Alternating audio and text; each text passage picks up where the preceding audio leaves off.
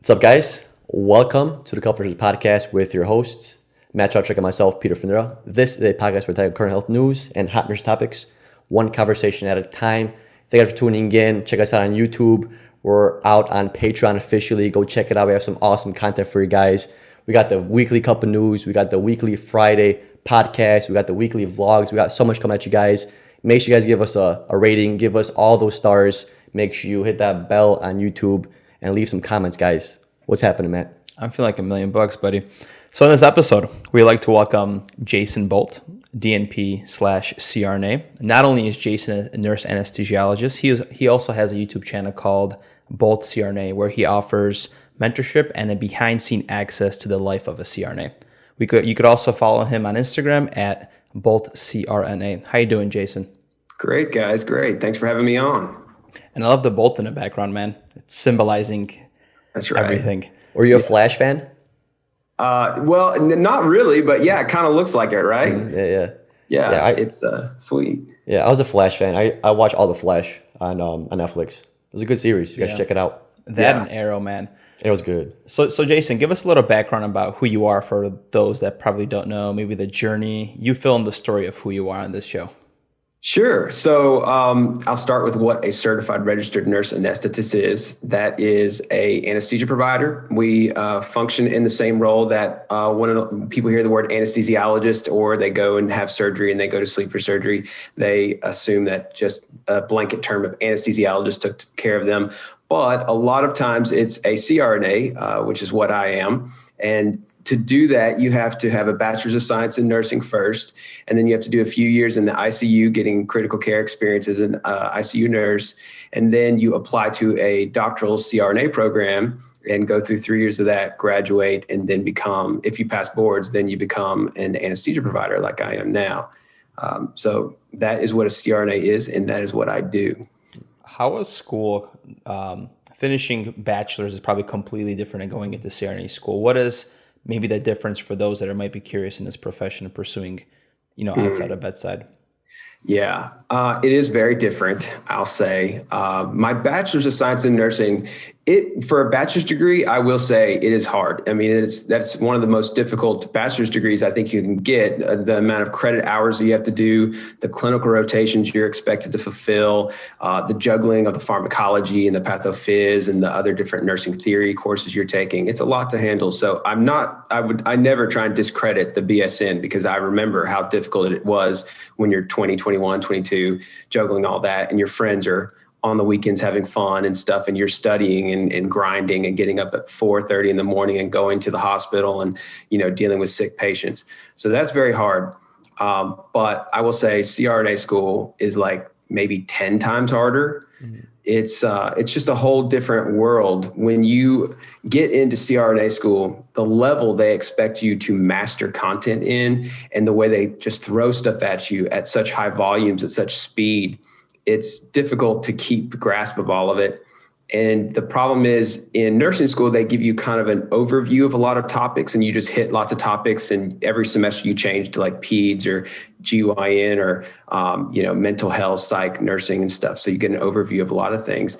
CRNA school is specific to anesthesia and you go very, very in depth to like an atomic level sometimes on topics and pathophys. So the way you have to master it, how fast they throw the content at you and how kind of merciless it can be. Nursing school can be merciless too, but I feel like CRNA school takes it to an even higher level. Like you can't make a C in most CRNA programs. A C is an F. So anything less than some programs, an 84 or less is an F. My program, thank God, an 80 or higher was a passing grade. So you could at least, if you made it an 80, you got to stay in. And there's no repeat in CRNA school either. So if you do fail a course, it's an automatic see you later, don't call us kind of thing. And you go choose a different career pretty much. Whereas in nursing school, sometimes they would allow you to come back and repeat the following year, like start the following year's class and retake a course or something. In CRNA school, they really don't have any mercy like that. It's if you fail one class one time, you're out. Geez, that sounds very intimidating. And compared to like a bachelor's, you're able to work because I actually worked part-time as forklift operator, but are you able to work at all when you're a CRNA? No, I worked like 30 to 40 hours a week in my BSN program, and I paid for all my schooling myself. I worked through the whole program. I paid for my apartment, my living expenses, everything. I didn't take out student loans. I managed it on my own. But for CRNA school, I didn't work a single day through the whole thing. There's no way that you would have. That you'll find one or two students out of each class who tries to keep up some kind of per diem or PRN work somewhere. But even those one or two people who do that, they might do 1 or 2 shifts a month max. And that's their little bit of free time that they might have had that month to have spent time with family or to have watched Netflix or done something for mental health. They chose to work to make, a little bit of money on the side, which is really going to be just a drop in the bucket for your $200,000 in student loans that school's going to cost you. So it's not worth it. Regarding school, is it like a year-round program, or is it a basic August like to May, and then you have the summers off? It's nonstop. So like I started August 1st of 2016, and I was in the program constantly nonstop until the end of July 2019. So it's about 3 years just nonstop. You get maybe a week off for Christmas. You get a week for spring break, but here's the catch. Spring break they'll let you out of class for the week, but you don't get out of clinicals for that week. So you still have to be at the hospital that week. You just don't have to be on campus doing classwork that week. So really you don't get much time off even throughout the whole 3 years. For clinicals, do they assign you clinicals, or do you gotta find like your own CRNA to follow or your own anesthesiologist to follow? That is a great question, because a lot of nurse practitioner programs do not set you up with rotations or people to follow. They kind of just hand you off. They say you have this many clinical hours to complete, go figure it out on your own, and you have to find people to teach you. That is not how CRNA programs are ran. It wouldn't be a good idea to expect people to be anesthesia experts and have them go find people to teach them on their own. The quality control, it would be loose at best with that. So programs do assign mandatory clinical sites that they have already connected with. They already have clinical advisors at those sites. They have, types of cases, whether it's a neuro site for you, whether it's a peripheral nerve block site that they specialize in, or a pediatric site that rotation specializes in. And your program director will make sure that you do all of these different sites in a certain order to get all the numbers, the clinical hours, and the types of various cases you need so you can take boards. So with clinicals, is there different types of clinicals they have to do? Is there like different like OR clinicals that you have to see, or how does that work? Because like you said, nursing school, you get like your OB-GYN, your peds. Is that something similar to CRNA? Yes, it is. So in anesthesia school, you'll have to do an OB rotation. I actually did 2 OB rotations that were both 2 months apiece. So I did about 4 months of OB, which is mostly like epidurals, C-sections, emergencies that come up in the L&D floor where anesthesia is responsible. And then I did a 2-month pediatric rotation at a specialty pediatric hospital. So you'll have to get all of your peds numbers. You'll have to intubate, neonates. You'll have to I took care of some brain tumor cases for, 7-year-old little girls. And you'll do a little bit of some cardiac.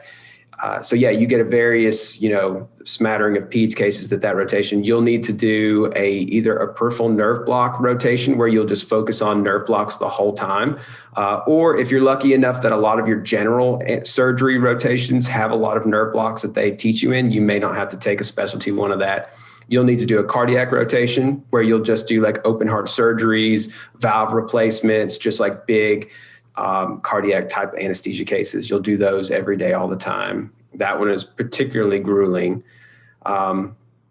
What else did we do? You'll usually do some pain rotations or some community health type rotations where you'll be in a small hospital where it may be 6 or 8 ORs, maybe even as small as like 3 operating rooms in a small critical access type hospital. And you'll see how hospitals in those areas operate, because you'll find that there are a lot of differences in the way that a small 3 OR hospital will provide anesthesia and have workflow, and the expectations and stuff there will be very different than your large Vanderbilt academic center with lots of equipment and lots of infrastructure. I appreciate the detail. You like painted the perfect vivid picture of like what it is to like literally be in CRNA school. And I can tell why it's tenfold, right? So I'm kind of curious on what is your day-to-day routine as a CRNA, like your start of shift to like end of shift. You could kind of go a little bit into that detail. Sure. So it can vary from person to person, but and even for me, it varies from day to day. Like I got off work this morning at 7 a.m. because I was on call all night. So I came in last night and at 7 o'clock and took off report. And at my facility, when you're on call at night, there's one CRNA on call who's responsible for covering OB, and you're responsible for covering the OR. So I came in, I took on report. I found out which patients needed epidurals. I found out which patients we were waiting on platelets and lab results on. I found out if there was anything abnormal going on, like HELP syndrome or preeclampsia, things I needed to be concerned about. Trial of labor after a C-section, which can be tricky for an anesthesia provider because there's a risk of an emergency C-section that you may have to do in the middle of the night if they're trying to give natural birth after they've had a C-section. And then also I was covering the OR. So as soon as I got the labor and delivery unit covered and they were settled and the women who wanted epidurals were comfortable and taken care of, the OR had an emergency general surgery case that had to be done. So then I had to go down to the OR. I had to set up my room for that. I had to do a general OR anesthesia case for a patient and then wrap that up, take them to PACU. Then I had to go back to OB, check on them again. At that point, we were good. Everything was covered. Everyone was comfortable. So I went to my call room and just tried to rest some, and that didn't last long. So that never lasts long. But yeah, so that was just like one day. But then the day before, I was covering general OR cases. So I came in at 7 a.m. and I went to pre-op and I saw my first patient of the day, which is usually what people do when you have your first case of the day and you're coming in for a normal schedule. You'll go see your first patient. You'll do a whole assessment on them to make sure that they're appropriate for anesthesia that day, that there's no cardiac or respiratory issues you need to know about, nothing neurological, they didn't eat breakfast that morning, that you kind of formulate an anesthetic plan that makes sense for that patient based off the meds they're on, the pathophysiology that's happening with them, what the patient agrees to, because you might decide you want to do a spinal anesthetic for this type of case. But if the patient says, I do not want a spinal anesthetic, I refuse, then you don't do a spinal anesthetic. You come up with a different idea. So you do that, you go to your pre-op, you do that for the patient. You get consents for the anesthesia, then you go to your OR room, you set up all the equipment and drugs and everything you need for the case, and then you begin your case, and then that just keeps rolling. Then you just keep doing that. You drop the other patient off when you finish the case, go see your new patient, set up your room for that new patient for the next surgery, and you do that until cases are done. What is your autonomy as a CRNA? So I know you have a doctorate, but as a practicing CRNA, you are still practicing underneath a doctor, correct? So when I shadowed a CRNA in the past at my previous hospital in Chicago, there was, I believe, 3 or 4 CRNAs, and there was one anesthesiologist. So the anesthesiologist was there at the beginning of the case. He saw the patient getting sedated, and then he just left the OR. And then he's available to any of those CRNAs if they need any help, if there's any issues. So how was your experience, and how do your hospital operates? Right. So CRNAs are independently licensed anesthesia providers. So we practice under our own license in all 50 states. The thing that people can get a little confused on with the whole supervision stuff is that is usually a billing term in different states. And that billing term is related to Medicare and Medicaid billing for the services afterwards. They ask that in about half the states, they ask that a physician sign supervision over the case so that you get paid for your services. It's not a legal requirement and it's not part of our licensure to practice. It's just if you want Medicare and Medicaid to pay you back for what you just did.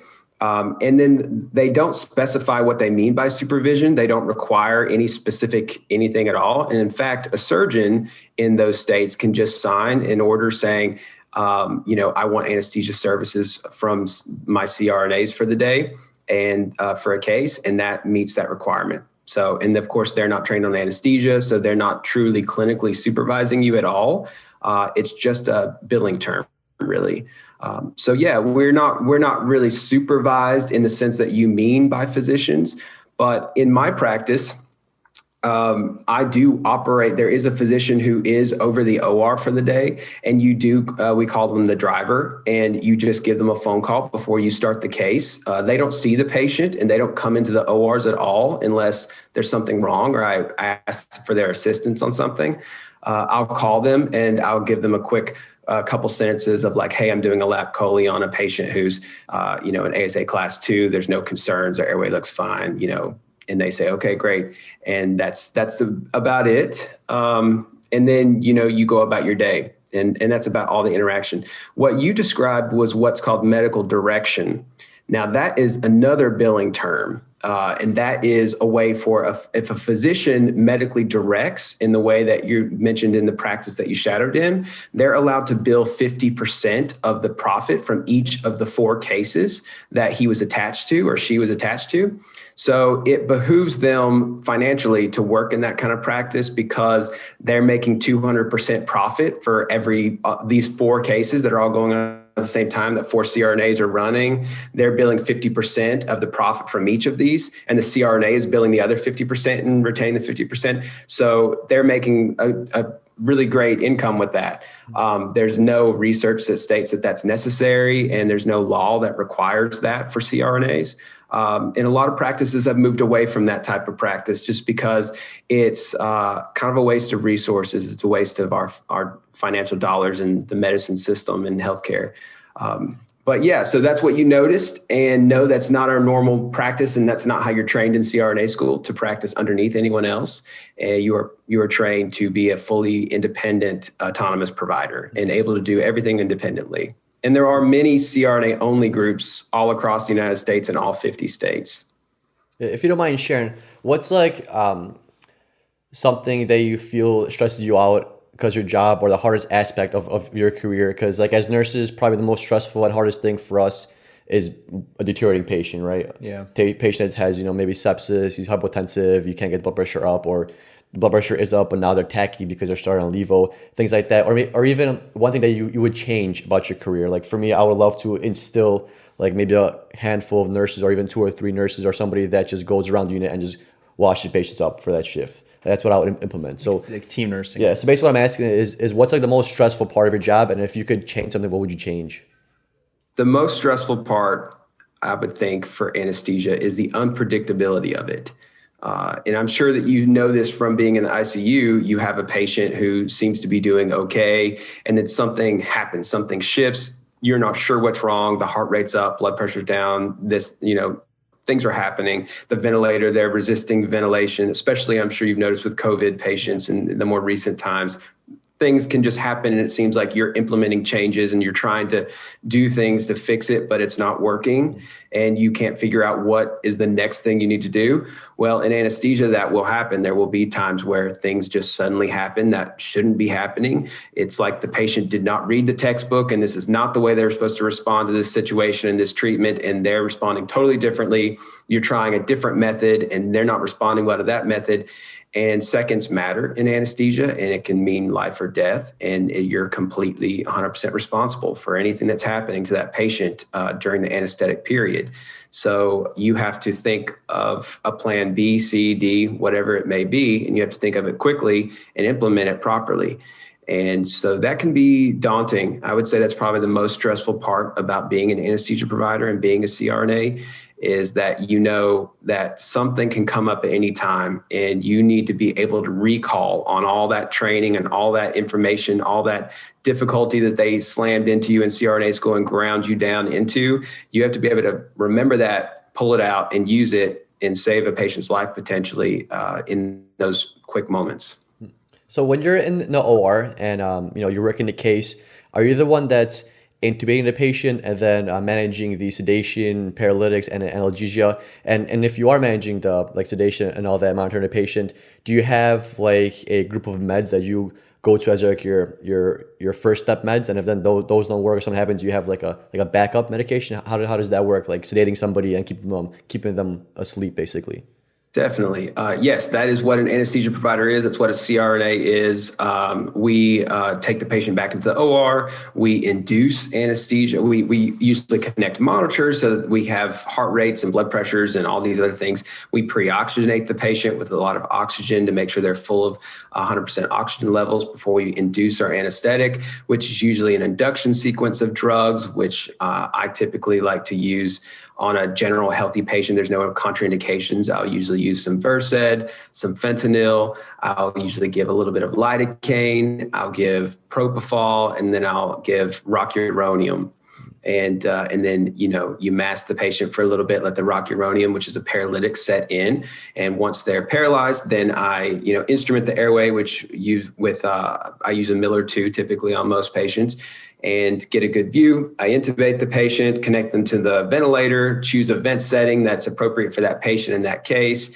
And then I manage the anesthetic throughout the whole time. So yes, that is what we do. And then at the end, I wean everything off, get them breathing on their own again, remove the tube if able, and then take them to the recovery room where they can recover and go home. So there are certain drugs that are very common in anesthesia that most of us, I would say 95% of us, give frequently all day, all the time. But you can't do what's called cookbook medicine or cookbook anesthesia because, like I mentioned earlier, patients don't read the textbook sometimes, and their responses to certain drugs will be different from what it should be, or they will have something going on physiologically that's happening that's causing you to either not be able to use that drug or it not respond the way you want it to. So you always have to have backups. I would say the most common things we use are like phenylephrine and ephedrine for pressors, vasopressors. In the unit, I know you guys are used to infusing like neo infusions and stuff at a certain rate. We don't often use neo. I mean, I do use a neo infusion if I think the patient is going to be long-term having problems throughout the whole case, and I'm going to have to keep the blood pressure up. But general, I'll give little. Do you monitor? So you monitor both sedation and the vitals too. So you give like pressors. You do like any heart rate meds like metoprolol, beta blockers, things like that. You do all that. Yes. Yeah. Yeah. In fact, in the OR, you are responsible for everything happening on that patient or going through that patient's system, any meds given to that patient, anything happening to the patient neurologically, physically, anything outside of the actual surgical procedure the surgeon is cutting and operating on. They're responsible for that, of course, but everything else going on with the patient is your responsibility. So if you wake up and the patient's had a stroke, or if there's something gone wrong with the patient at all throughout the case, that's your responsibility as an anesthesia provider. So yeah, you're monitoring everything that you can, every different measurement. If you think you need a BIS monitor to measure EEG tracings and things to measure awareness throughout anesthesia, you can do that. Whatever you think is appropriate for that type of case, you'll be monitoring that, and then you will be making adjustments constantly throughout the whole surgery to meet what you see, either it's happening with the patient physically, you're seeing with your own eyes, or based off your measurements on your machines. It's also cool, Pete, like looking at the anesthesia report that they provide, and you see all these like dots and vital signs and when they give medication, because they're literally doing IV push all the time. Right. Question. So as an ICU nurse, we have favorites, correct? We prefer maybe an intubated patient over an ETO patient because we could predict stability, correct? Mm-hmm. When I shadowed, this nurse preferred longer cases compared to like, let's just say OB-GYN cases, because by the time you sedate the patient, the surgeon's already done and you got to wake them up. So do you have a preference on what cases you enjoy personally as a CRNA?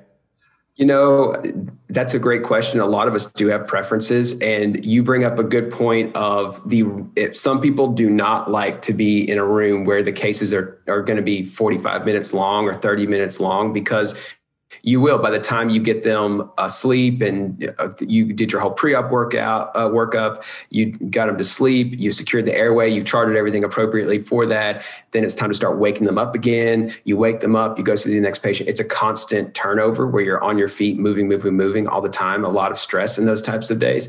I like those days sometimes. Now, I don't like those days all the time because it will wear you out. But I like variety. I'm at the point in my career where I still enjoy variety. I still enjoy a day where I'm doing those types of cases. And I enjoy a day where I'm doing a long robotic 6-8 hour case that's going to be, complicated. And, I enjoy occasional days that are neuro, where you're doing neurospine and you're not allowed to use paralytics. You're not allowed to use gas. You have to use, it makes you think in a different way and approach anesthesia in a different way to take care of your patients to the best that you can.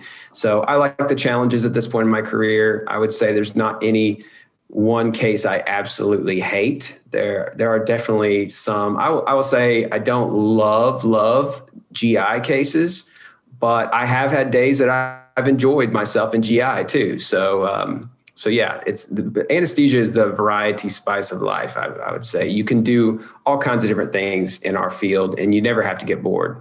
Sounds like a Long Island, man. Just like a mixture of all the drinks, and you just take it all at once, man. A little bit.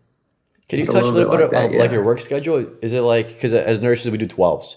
Do you do like 24 hours, or how does that work exactly? Or do you do like some in-hospital stuff and then you do some outpatient stuff? How does that all work? So anesthesia is a service industry. So what our schedules are really based around what the patients need and what the surgeons need. So you're dealing with a surgical schedule. One day, they may only need you for 8 hours that day because of surgery cases that are going on. And so you might end up working 7 to 3 that day because the surgeon is not running cases all evening. But then the following day, he might have, or she might have a long day scheduled. And it could be, they may need you for 12 or 13, 14 hours. So you might work quite a longer day that day, but you usually have an idea. It's kind of like being on call. If you know you're going to be one of the late people the next day, you don't plan to go home early. You plan that day is going to run a little late. It's unusual to work in a practice that has an exact time out that you will 100% get to leave. Like in nursing, it's shift work. So you have someone who is coming in to relieve you. So you're leaving at 7:00 because there better be somebody coming in to take over your patients at 7:00, and you're going to get to go home. That's not that way in anesthesia. It's not a shift exactly. It's you can try and make it into a shift, but there's no way to really tell with the unpredictability of surgery. Like if something goes wrong in surgery and it was supposed to only be a 4-hour surgery, but now it's turned into a 6-hour surgery, you can't just leave your patient. And there's not somebody coming in working night shift or essentially to take over your case for you all the time. So it's a little unpredictable. And in my schedule, I try and keep my hours total for the week around 40 to 45 hours. But in most practices, try and keep your hours to around that amount, and you're usually salaried. But sometimes I work more than that, and sometimes I work less than that. So it just all depends, which is awesome. Yeah. I am wondering about the culture of being in the OR and what it's like. So as you know, sometimes as bedside, we have the fair dose of cattiness and things like that. And, we even hear about women drama. Like, it's funny sometimes to think about it. And, we as both dudes, we kind of just like brush it off and laugh about it. Some people take it way too seriously. So how was like the culture of the OR compared to bedside when you were an ICU nurse? So that's one benefit of being a CRNA is that we were ICU nurses first. So we kind of already, I remember what that culture was like. I've lived it. And you're right. There is a lot of that. It's a very female dominated career as an RN. And I think it's like 10% male and 90% female. The great thing about being a CRNA is the numbers shift drastically once you go to CRNA school, and it's about 50-50 of male and female. So it evens out, and that cattiness and that kind of drama is not really a thing anymore.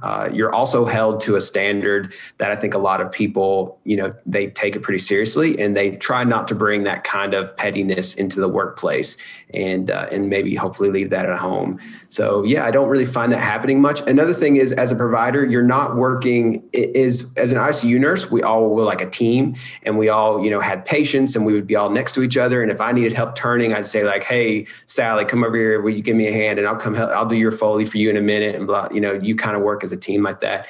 And in some ways, that's nice, and I miss that element. But once you become an anesthesia provider, you're more of like an island. You're an individual provider, and you're providing for your set patients and cases for that day. And in a room, to yourself, you're the only anesthesia provider there. So your coworkers and colleagues, you try and interact with them. Maybe you'll come give them a break if you have an availability later on, but it's rare for you to both work on the same case or the same situation at the same time. So that cattiness is not even really given the opportunity to happen. if that makes sense, because Okay. you're kind of isolated. It's a little bit more isolated.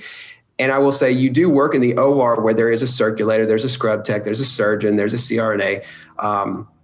But the cattiness doesn't typically cross over to us. For some reason, we put up those blue drapes when the surgery starts, and the surgeon hands us the blue drapes, and we pin them to our IV poles, and we're kind of back here away from, we've got the head of the patient up here with us, and we're sitting by their face, and we've got our anesthesia machine here and our drugs all behind us here. And we're kind of in a tent a little bit back here. And people just usually, unless we stick our head up above the drapes and engage in the conversation, people usually leave us alone. Damn. Yeah, that's cool. So you're just like your own little independent body of, governing, which is cool. What made you go into CRNA? I feel like we should have asked this right in the beginning. Like, what made you decide to leave bedside and join the CRNA crew? Good question. I actually started my undergrad thinking I was going to be a psychologist because I wanted to help people. My idea was I want to do something that helps people, and I want to get out there and, make a difference in the world. Well, I started working in the ER doing paperwork at 19, trying to just make some money. And I met nurses there and physicians too. And I thought, wow, these guys are actually doing hands-on real world stuff, helping people every day. Like, people are coming in bad places in their life, some of the worst moments of their life. And they're doing things that are improving them, and they're going home and having a better outcome and a better, hopefully, long-term outcome. And I thought that's something that I want to do. But I knew that I wanted my doctorate, because even when I was a younger kid, I knew that whatever I wanted to put my mind to, whatever my career was going to be, I wanted it to be a terminal degree that I invested all of my energy into and really learned whatever there was, the maximum amount there is to know about it. I wanted to learn all about that career. So I knew I wanted to be my doctorate. At the time, this is like 2008, there was no doctorate for CRNA. And so I thought, I'm definitely going to do med school and do medicine. And I actually back then thought I wanted to do endocrinology or neurology. So I got into nursing school with the idea that I would do my bachelor's of science in nursing and then go straight into med school right after that, and have a background of nursing to fall back on in case I ever needed it or needed to make money through med school to pay for school. I did an interview. I took a semester off at my nursing program, the summer off, and went and did an internship at UAB. And they select 20 students per year to do this internship. And it kind of gives you an unofficial position in their program, unless you bomb MCAT or something. It kind of gets your foot in the door with them. But through that internship, it made me realize medicine was not what I thought it was. And being a physician was not what I thought it was from TV and from just watching and observing other people. I realized it was a lot more than that. And there was things to it that I just did not like. And it was the next semester during my surgery rotations in nursing school where I met a CRNA. And I realized after talking to that CRNA, I was like, this is exactly what I want to do after observing them. And the rest is history. I said, you know what? I'm not doing med school. I'm going straight into the ICU as soon as I graduate nursing school. I'm going to go to CRNA school, after a couple of years of ICU nursing. And that's what I did. That's awesome. What do you like doing in your free time? Like, aside from work and just being busy and being a artist of anesthesia? I like that. Artist of anesthesia. It's an art, man. You're mixing drugs. You're putting people to sleep. It's cool as hell, man. Your professors will tell you in first semester of the program, they'll say anesthesia is an art and a science. And it's one of the weird specialties where you actually are just kind of like mixing and matching. It's a little bit like a mad chemist, but also a painter.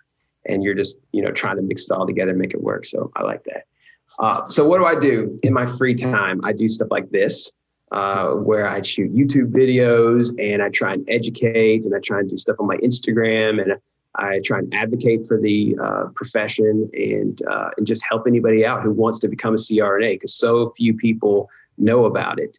That was a big issue that I realized when I started the program, CRNA school. There was not much information back then, 2015, 2016. There was very little information online or public knowledge about the career. And you really didn't have candid people who were practicing CRNAs on social media talking about what they do and talking about the ins and outs and the nitty gritty. You had to just figure it out on your own, or you had to meet a CRNA in person who would tell you firsthand what was happening. And so I thought, I'll change that. I'll get out there. I'll put information out there. So to this day, I still do that stuff in my free time, and I enjoy doing that.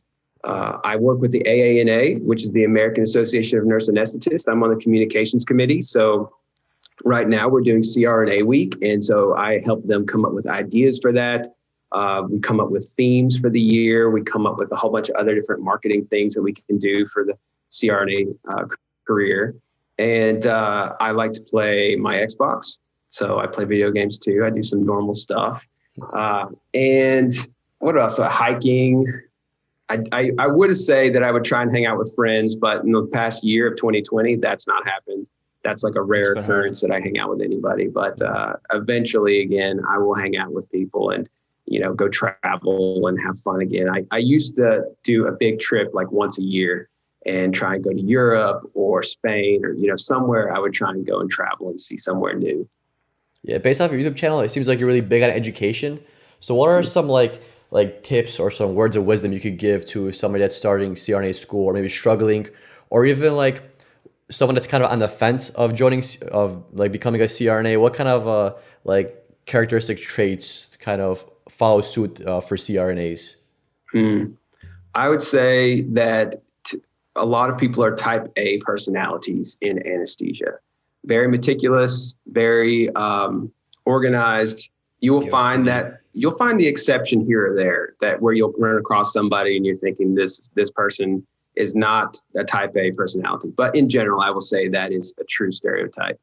I would say if you're looking to go into anesthesia, the biggest thing that people, when they reach out to me for mentorship or assistance trying to get into CRNA school or planning for it later on, the problem that I run into with them is when they were 19, 20, 21 and taking their microbiology, anatomy, physiology 1 and 2, gen chem, these types of courses, they didn't take them seriously. They took them, kind of haphazard, made B's and C's in them. And now they're 26, they're practicing as an ICU nurse, hoping to get into CRNA school. And sadly, their GPA, their science GPA, is holding them back from getting into a program because CRNA programs are heavily competitive, very, very, very competitive. So if you don't have, I'm not saying you need a 4.0 because that's not true. You don't need a 4.0. I had a 3.34 overall cumulative GPA, including all my nursing school classes and stuff.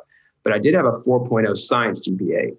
And I did take an extra course in undergrad. I took a human dissection course as an elective that I made an A in as well in undergrad. So I did certain things. At that time, I was doing it to prepare for med school later on, but it helped me out to get into CRNA school. And a lot of students who get in, you will find if their cumulative GPA isn't a 4.0, they at least have like solid A's and maybe 1 or 2 B's in their sciences. So don't mess around with your science courses, your core sciences. Don't stress as much about your nursing school classes because your nursing school classes are not going to be a good reflection of what your CRNA school program will be like. Your CRNA school program will be much more similar to your core sciences. So they're going to look at your core sciences and see how did you do in these courses, and are you going to be able to handle these difficult sciences in grad school? Yeah, like for me in nursing school, I was definitely a C student in nursing school, but pre-nursing school, all my science classes, I always loved science. I always liked chemistry. I always liked microbiology, like you said. Like those were always my A classes. Like I always got A's in those. But nursing school, I don't know what it was about nursing school. I just always got C's for some reason. Maybe a B here and there. So that's very good to hear because when you're saying it's very competitive and it's based on your GPA, but then you're like saying the GPA matters more about the science. That kind of gives me a little bit more heart if I was ever to be a CRNA. Definitely. And so there's so many aspects to getting into the program. That's why I offer those mock interviews and I go through the whole resume critique and stuff for CRNA students, because there are so many different avenues and aspects they look at to accept students for. And just one of them is the GPA. So don't get too fixated. If your GPA is not amazing, there's a lot of other areas you can focus on. So, okay, let's do some YouTube promotion here. What do you do on your channel? Like for the most part, I know you do a lot of teaching, but can you go a little bit more in depth? Yeah, of course. So I post weekly, usually on Mondays mornings, about something related to anesthesia, nursing, healthcare, a various topic. And honestly, they just come to me as what's interesting to me in that time. It's not any like I don't have like a hired marketing manager or anything who comes up with ideas for me. I literally just occasionally will be sitting there on the couch watching TV. I'll be like, you know what? I need to do a video about CRNA and independent practice. So that's going to be, and you know what? My buddy Joe Rodriguez, he owns a CRNA only. He owns a couple practices in Phoenix. So I'm going to call him up and see if he'll, do a video with me on Zoom. And that's how next week's video gets posted. So it's very just kind of candid off the cuff what I find interesting. I don't like to make content that's just I did for an algorithm or I did, for just promotion purposes or something. I usually turn any of those offers down. So yeah, that's mostly what my videos are about. It can be candid and random, but I feel like they always have some kind of vein of behind the scenes information about the career. And it keeps you authentic. I actually thought about a question. Maybe you made a video about it. So how has COVID affected like your profession, man? Like, cause I know like the OR was closed at one point. Like, were you like still working full time? Did you get a, pay cut? Were you part-time? So when COVID first hit, they canceled elective surgeries across the nation. It was like a mandatory thing. You had to stop elective cases because you would be exposing healthy patients to an environment that could have COVID in the hospital. So as an anesthesia provider, I mean, we're a service industry for surgery primarily. And if all of those things are canceled, you are looking at a lot of us being furloughed, which is what happened to a lot of anesthesia providers. First time in the history of our profession, I think we've ever seen a risk of us not being 100% fully employed all the time. Now, it didn't last long and it didn't happen to all of us. I was not, luckily for me, I was being credentialed at another facility already. Credentialing is the whole process where you get onboarded at a facility and get you're allowed through the medical office to practice in their facility. And it takes months usually for that process to happen. I had been processed at another facility that was in desperate need at the time. So my primary position did say, hey, we don't need anybody right now, and we're not having any surgeries, and so we're cutting back on everybody. But luckily, the other position I was coming into said, we do need you. We're still desperately short. Can you come here? So for me personally, I continued to work pretty much 40 hours a week, even somewhat over that throughout the whole past year. But I do know some people, some of my friends, who did have their hours reduced. And we're told like, hey, you're only going to be working 28 hours a week for the next 2 months. And we're going to, reduce your salary in accordance to that for a couple of months. So that was not a great time for most anesthesia providers. Damn, that's rough. Yeah, super rough. I mean, luckily as nurses, our hours were never cut. If anything, we had to work extra hours. The ICU was a gold mine if you think about it from a financial standpoint. Like they just... Every single day at work, they're asking us if we want to come to work, and we're travel nurses, so we don't get bonuses. But literally, like they're getting $500 bonuses, just lashing them out for people to come in and pick up. Like, if you played your cards smart in 2020 as a nurse, you could have made some money. Not like working as a staff job and these travel contracts. If you would have done 4 weeks here, 4 weeks there, especially in the peak of COVID, like people are probably like could take off a year or two off of work now just by the money they made. Yeah. Definitely. Yeah. The money, I mean, I was hearing $8,000 a week and numbers like that for gross income. Now I think these were like 60+ hour contracts they were doing in like multiple days in a row and things like that. But yeah, I mean, that was amazing income to make. Yeah, definitely. Jason, it's been a pleasure, man. We really appreciated this interview. Yeah, it's been great talking to you guys. I'm going to have to tune in more and see what you guys are doing in the future now. Yeah, let us know where we can find you. If whoever wants to check out your YouTube channel or the gram, or if you got a Discord, Telegram, what you got? No Discord or Telegram. You can find me on Instagram. It's Bolt CRNA over there. And then it's also on YouTube, Bolt CRNA. And there's a Facebook group that I'm not incredibly active in, but I'm trying to get better at. And it's Bolt CRNA as well. So Bolt CRNA everywhere. That makes 3 of us. We have a Facebook group too that we're trying to be more active in, but it just always falls behind. So we know the struggle. Time, man, time. Dr. Jason Bolt, appreciate you being on, man. Of course. Yeah. Thank you guys for having me on. Thank you so much. See you guys next Friday.